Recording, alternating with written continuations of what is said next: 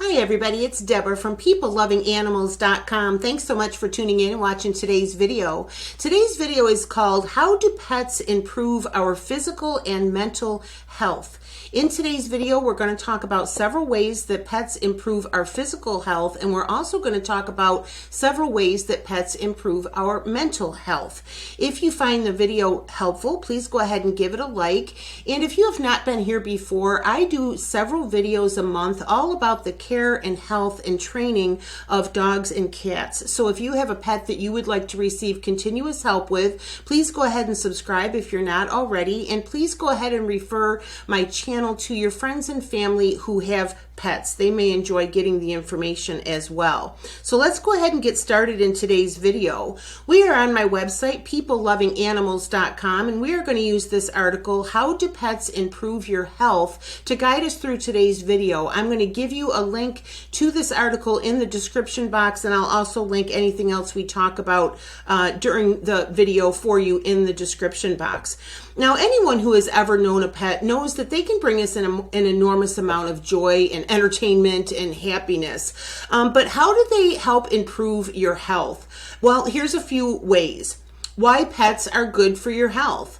Spending time with a pet releases endorphins, and it also raises your serotonin. If you are a person with depression, this is particularly important. Research shows that we release endorphins, and our serotonin increases when we're petting, snuggling, talking to, or just spending time with our pets. Also, pets can reduce your heart rate and your blood pressure. Studies have shown that people, both adults and children who have pets, have lower heart rates and less instances of high blood pressure. But yes, you do still have to diet and exercise if you're dealing with those issues. Studies have also shown that people with pets tend to have fewer problems with high cholesterol, though the exact reasons are still unexplained. They have some theories, but they don't know for sure why that is. Pets can help improve your heart health. Studies have shown that people who have cats are less likely to die of a heart attack, and people who own dogs have a better survival rate after a year of having a heart attack.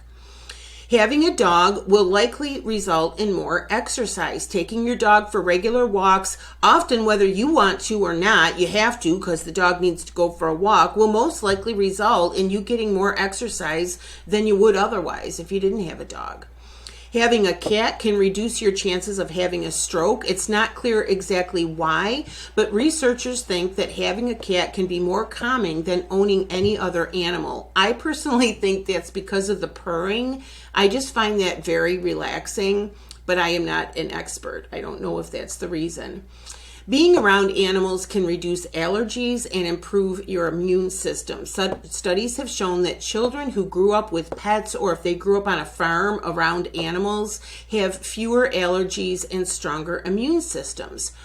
Do pets improve your health? Yes, these are several ways, and I'm going to give you a link to an article by WebMd that goes into more detail and lists even more ways that pets improve your physical health.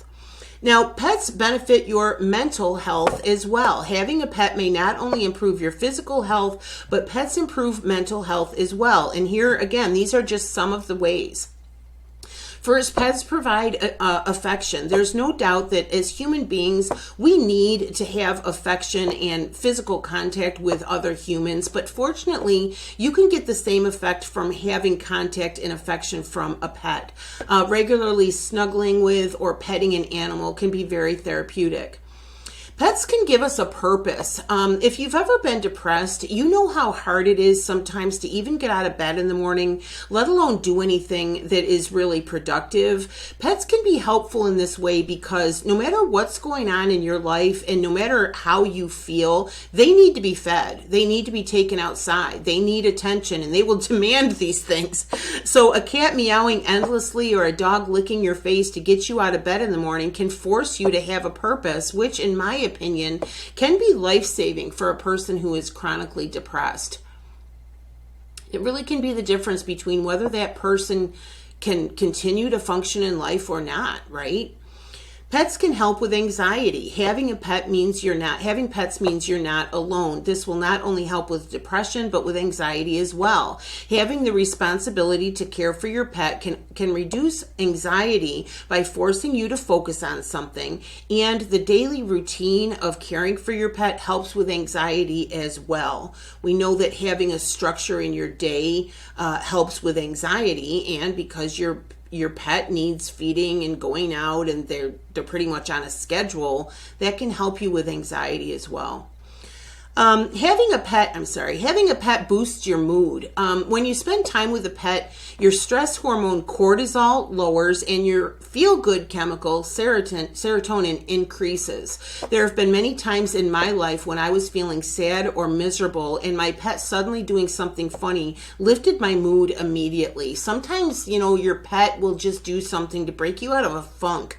I don't know about you, but sometimes I get wrapped up in my own head, and I kind of will ruminate and, I'm really mad about something or whatever. And sometimes the cat will just interrupt that process, Pets help us to make friends. I've personally experienced this countless times in my life. People, myself included, just love to talk about our pets. Dog owners will often stop to talk to each other at parks or on walks, and cat owners can talk endlessly about all the silly things that their cats do. So just talking with other pet owners is a great way to create a bond and possibly a long-lasting friendship. I've had many instances where I've, talk to people while I was walking my dog and all that sort of thing. But I had two specific instances where I ended up with a years-long friendship because of pets. One was I had a tomcat named Myron many years ago, and when he died, I was so grief-stricken that I actually went online and in search for, grieving the loss of a pet, how to get help. And I ended up in a forum where people were just basically talking and helping each other with dealing with the loss of their pet. And a woman named Laura and I connected on that site. She had just lost her dog of many years. And we've been friends ever since. It was more than 20 years ago, and that's how we met. The other instance I have is my girlfriend Susie. She and I have been friends for several years now, and we met because her cat, she lived around the corner from me. I didn't know her, and her kitten was stuck in a tree, and I came over to help, and I just happened to see it. I was riding by on my bike, and I stopped to help, and we have been friends ever since. So, just getting to know other pet owners is a great way to make friends, and that just improves your mental health, right? Now, if you don't own a pet, there are other ways that you can spend time with animals and get these benefits, whether or not you have a pet. First, you can visit family members or friends who have a pet. I like to say that that's like the best of both worlds because you get all the fun and the benefits of being around a pet, but you don't have to pay the vet bills. You don't have to provide their food. You don't have to get up early in the morning to let the dog out. It's like you get to have all the fun without the burdens and the responsibility. You can also become a dog walker or a pet sitter. A few of your neighbors might appreciate you walking their dog or looking after their pet when they're away, or even stopping in for a visit while they're with their pet while they're at work all day. A lot of people would really like that. Some people work 8-hour days. They have an hour commute to work. That pet is alone 10 hours. And if they knew a trusted neighbor was coming over maybe around lunchtime every day and maybe just spending, 15 minutes with the animal, maybe letting the dog out, giving the cat a treat. I don't know about you, but as a pet owner, I would find enormous comfort in that, knowing that somebody is checking in on my pet and my pet is not alone the whole day, right? You could also consider volunteering at a local pet shelter or SPCA, and you can spend time with animals that way. I'm going to give you a link in the description box to go ahead and submit your email to receive a printable list of things you can donate to the SPCA. I did an article and a video on this YouTube channel about ways that you can help your local SPCA. You can go ahead and watch that if you want to.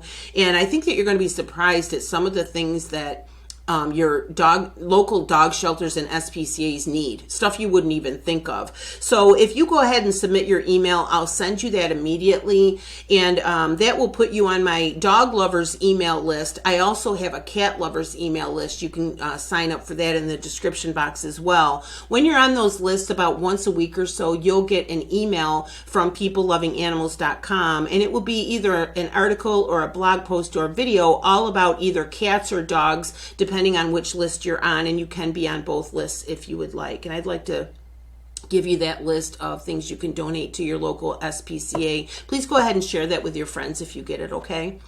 Lastly, if you've not been heard before, you don't know, I donate to animal charities. I do peoplelovinganimals.com as my job, and I donate 10% of all the revenue I earn from my website and this YouTube channel to animal charities. And if you go to the homepage of my website, peoplelovinganimals.com, you will see a list of the animal charities that I donate to.